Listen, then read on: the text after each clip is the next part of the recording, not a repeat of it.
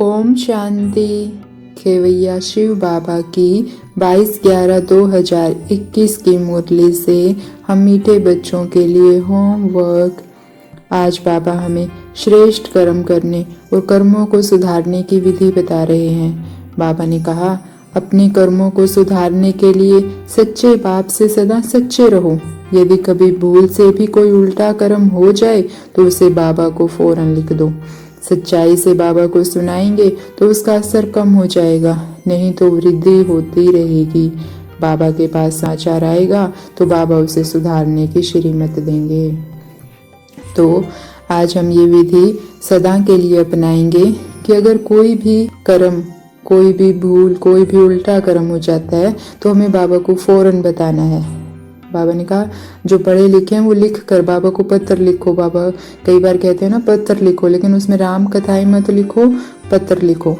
तो हमें ये आदत डालनी है कि अगर हमारा कोई भी कर्म या संकल्प भी विकारी चलते हैं तो हमें बाबा को जरूर बताना है।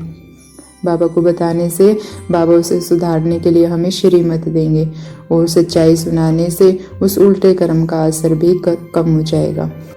तो आज हम सारा दिन हर कर्म करते हुए हर कर्म का समाचार बाबा को सुनाएंगे कि कर्म करते हुए कोई उल्टा संकल्प तो नहीं चला, कोई उल्टे बोल तो नहीं हुई, या कर्म ही उल्टा हो गया, किसी से गुस्सा हो गया।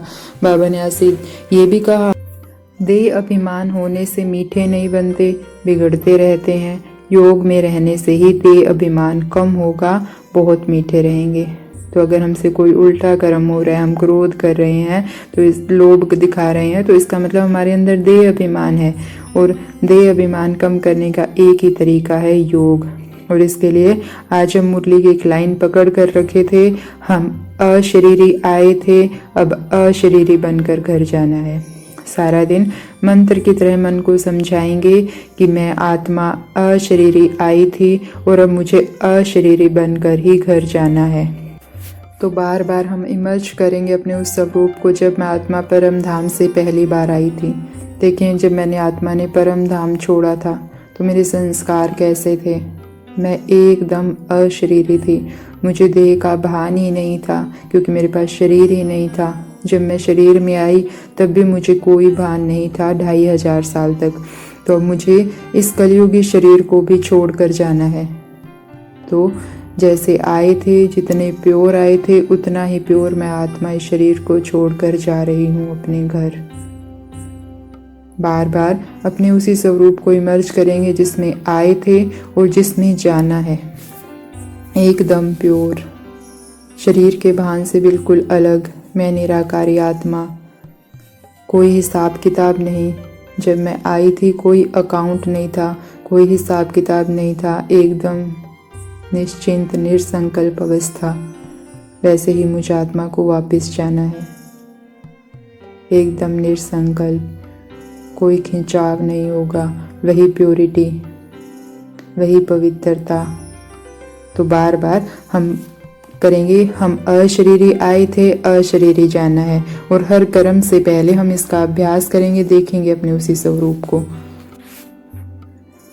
बाबा यह भी समझते हैं कि बच्चे बाहर रहते हैं तो घर बार के, खेती बाड़ी के, मित्र संबंधियों के ख्याल चलते हैं और इतनी बाबा की याद नहीं रहती। और बाबा ने कहा, मधुवन में तो खास बाबा की याद रहनी चाहिए और हमें अपने हर घर को मधुवन ही बनाना है। इसके लिए हम एक युक्ति लेंगे आज की मुरली से कि बाबा ने कहा, इस मुरली का ही सिमरन करना है, जो सुनते हो वह रिपीट करो, विचार सागर मंथन करो। जितना समय मिले चित्रों के आगे आकर बैठ जाओ, इन्हों को देखते और पढ़ते रहो। तो आज हम 2-3 अभ्यास लगातार करेंगे। हर कर्म करने से पहले मैं अशरीरी आई थी, अशरीरी जाना है।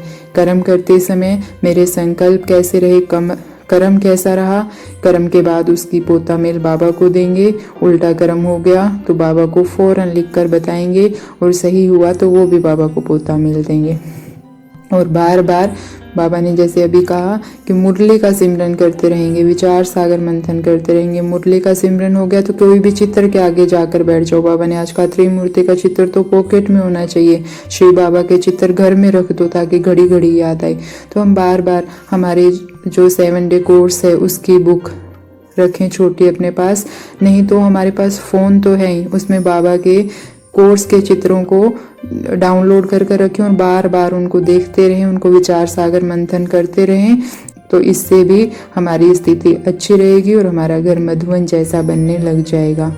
और बाबा ने यह भी, जो फरमान बरदार बनते हैं, फरमान का तिलक लगा कर रखते हैं, वो फर्स्ट प्राइज़ लेते हैं। तो हमें मुरली से जो भी श्रीमत समझ आती है उसका तिलक लगा कर रखना है, मतलब उसको बाबा का फरमान मानकर धारण करना है, इससे हमें फर्स्ट प्राइज़ मिल जाएगी। तो सदा मन मना भव का व्रत करने वाली आत्माओं को ओम शांति। शुक्रिया बाबा।